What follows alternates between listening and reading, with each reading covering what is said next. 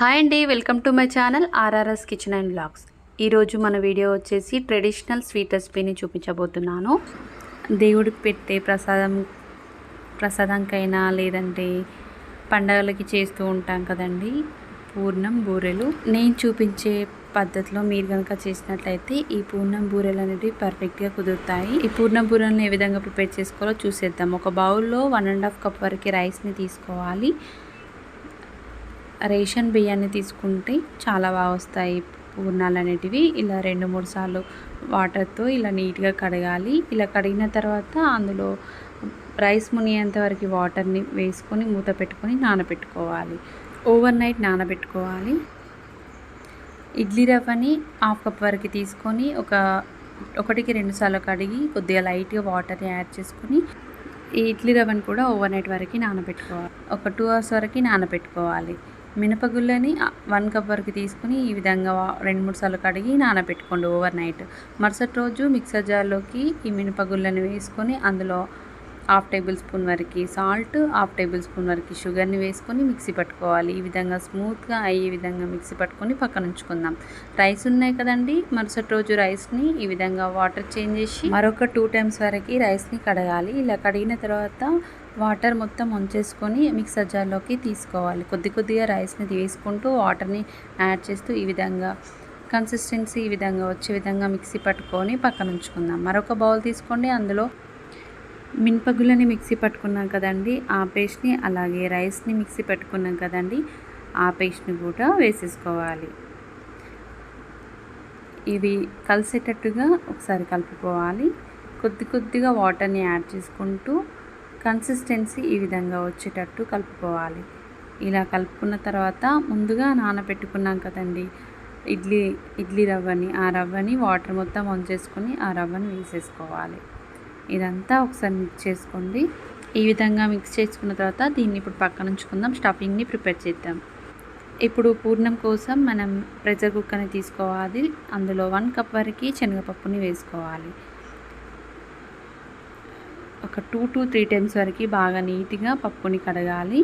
ఇలా కడిగిన తర్వాత మనం 1 కప్ వరకు శనగపప్పుని తీసుకున్నాం కదండి అదే కప్పుతో 2 కప్పుల వరకు వాటర్ని వేసుకోవాలి.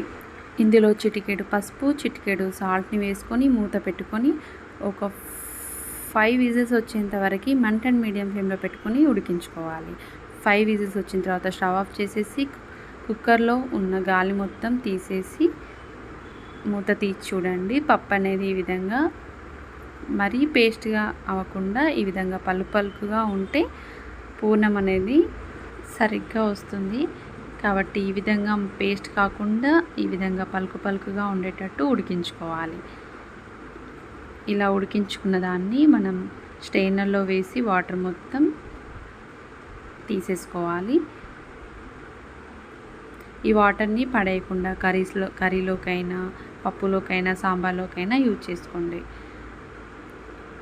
ఇలా వాటర్ని పప్పుని సపరేట్ చేసుకున్నాం కదండి మనం మిక్సీ పట్టుకోవాలి. మిక్సర్ జార్లోకి ఈ పప్పుని వేసుకొని మిక్సీ పట్టుకోండి. ఈ విధంగా మెత్తగా పేస్ట్ అయ్యే విధంగా ఎక్కడ కూడా పలుకు ఉండకుండా ఈ విధంగా పేస్ట్ అయ్యే విధంగా మిక్సీ పట్టుకోవాలి. స్టవ్ ఆన్ చేసి ప్యాన్ పెట్టుకోండి. అందులో ఈ మిక్సీ పట్టుకున్నాం కదండి పప్పు పేస్ట్ని అందులో వేసేసుకోవాలి.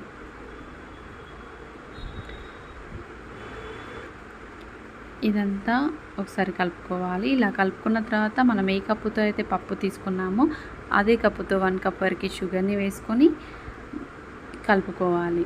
షుగర్కి ఈ పప్పు పట్టే విధంగా మిక్స్ చేసుకోవాలి. ఒక 2 మినిట్స్కి షుగర్ అనేది కరిగిపోతుంది.